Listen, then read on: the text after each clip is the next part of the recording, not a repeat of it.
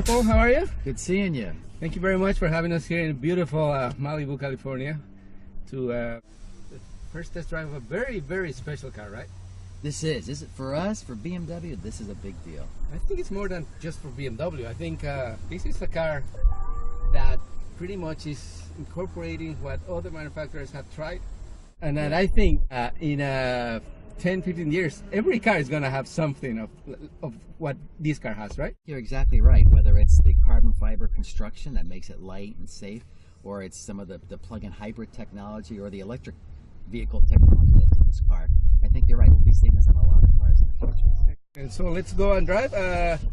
Believe it or not, the car's already up because it's electric. So safety first, as always. As we were saying, this is a plug-in hybrid.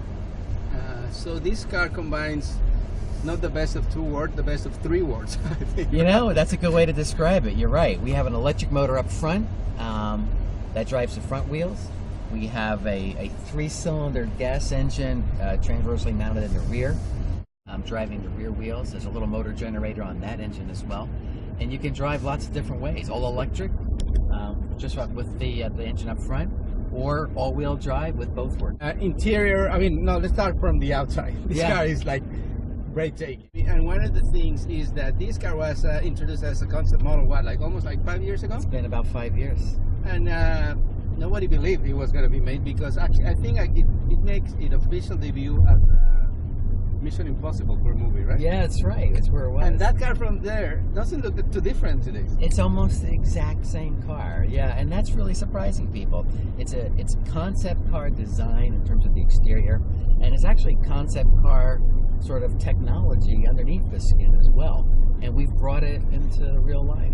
Yeah, that's something that most manufacturers can't do anymore, I think, because they put a lot of money maybe into a concept car that it's pretty much impossible to make. Yeah, this is the opposite of that.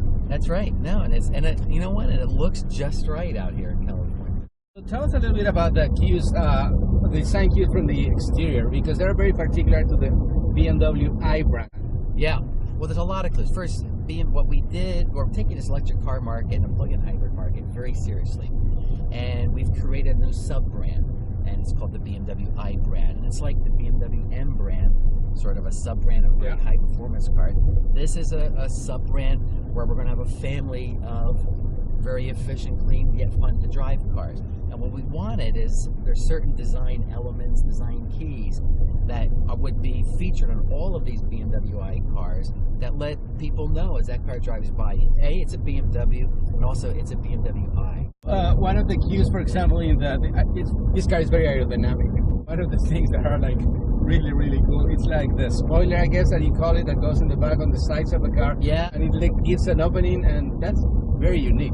It is, and that's, and it's not just there to look good. That wing, although it's a very contemporary version of an old type of wing that you might see in the back of a car, it's really managing the airflow. It's trying to minimize lift, create a little downforce, yet do so at very low drag. And it looks futuristic, but it's very, very functional. And that's part of the dynamic efficient technology or mantra from BMW, right? You know, if you want to make a car efficient, there's lots of things you need to do. One of those things, you've got to make it very aerodynamic. So there's a lot of functions, there's a lot of elements of this exterior design that are really all about making it slip through the air as easily as possible. The construction of the car, carbon fiber from the very beginning, almost everywhere. Yeah, batteries are heavy. There's about 220 pounds or 100 kilograms worth of batteries in this car. And what we wanted to do it's a BMW, it's got to be fun to drive. So we had to save weight elsewhere in the car to make up for the weight that the batteries take. So we've made the car out of carbon fiber. It's very strong, it's very rigid body, yet it's very lightweight. And also, there are other materials, like the exterior panels are actually plastic, they're not metal. Yeah, the four fenders are made out of a thermoplastic material. It's like what you see on front bumpers, so it takes a little bit of a deformation without being damaged. The side panels on the doors are made out of, there's aluminum skin, and the hood's an aluminum skin. And we have recycled carbon fiber on the roof, the exterior roof panel. Recycled carbon fiber, that's something that you have never heard before. I know, I guess. You're right. What happens in the manufacturing process of the body shell, as we trim the components, components, there's shreds, there's leftover carbon fiber. So what we do is we put it through a process that allows us to make a roof panel out of it. And weight up here is important because it's above the center of gravity. Yeah. And the more weight we save up here, the better the car's dynamics. Yeah. I'm talking about the driving, the dynamics of the car. So you start the car in a electric mode? When you get in the car, you don't have to, you can just drive this like a regular car. You start it up, and actually the car will pick really the best driving mode automatically. If the battery's fully charged, you may take off electrically. If the battery's not charged, if it's depleted, then the engine will start up and you'll go using the engine power. And while you're driving, the engine will charge the batteries. Or when you brake, the brake energy is collected and used. Power just goes through a generator and charges the batteries. So what does that do to people, the traditionalist people who really want to control the car anymore? Is that possible with this car? It still is. I mean, we have 3 different modes to choose from. You can choose an e-drive, which is all electric drive, and as long as you've got battery power, you can drive electrically. You can try the normal mode, the comfort mode, and it'll use a blend of either gasoline powered from the engine or electric power. Or you can go into sport mode, and then everything is ready to go to drive, to really have an engaging, fun drive. And what about the range? And a lot of electric cars, plug-in hybrid cars, get people some range anxiety, but not the case. Well, nothing to worry about here. We've got a 42-liter fuel tank. The car goes well over 300 miles with everything charged up, and it can drive indefinitely on gasoline. So run out of gas, you just go to a normal gas station and off you go.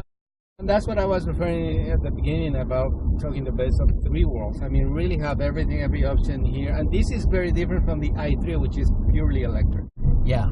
Now the i3, it comes 2 ways. The i3 is there's a battery version, purely electric, and then there's another version with has a range extender, so that if you were to run out of battery power, the little motorcycle engine in the back starts up and charges the battery. So, but this is different. This is a hybrid, a plug-in hybrid. So if you plug it in at home, you charge it up, you can do 20, 22 miles, all electric. Okay, to ask you something. How do you make, it has a 3-cylinder engine back there, right? It does, yeah. How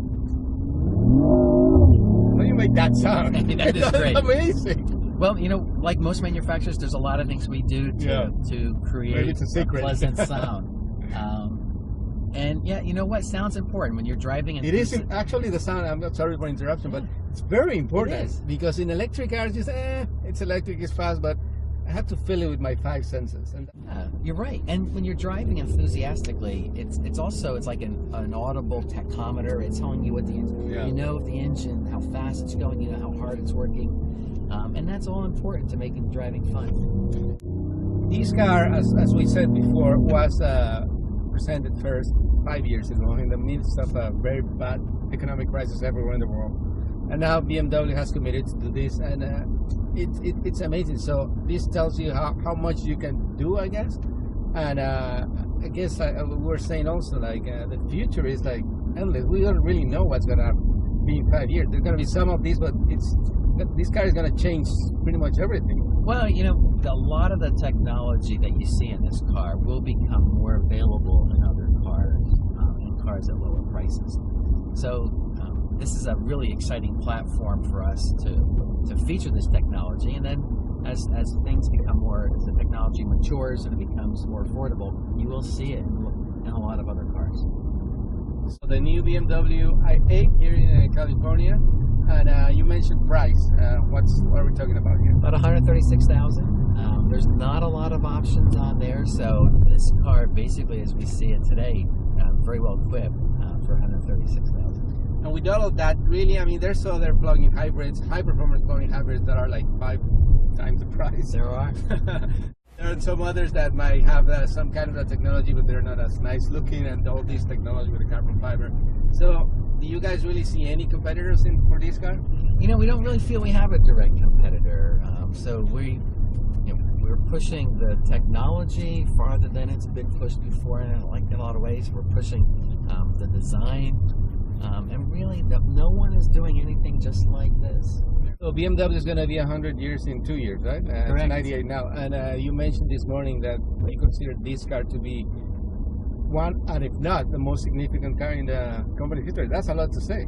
It is. Well, you know, because we're very much a forward-thinking company, and we're looking at the next 100 years, and we're taking electric cars seriously. I think we have to be more careful with how we use fuel and global warming, and how we build cars and use cars. And this allows you to have all of the fun that you want to have in a car, yet you can do it feeling good you're doing your part to really minimize its impact on the environment. Excellent. Well, you said you're going to look forward for the next 100 years. Let's look forward for the next 100 miles today. Okay? Thank you very much, Paul. Thank you very much.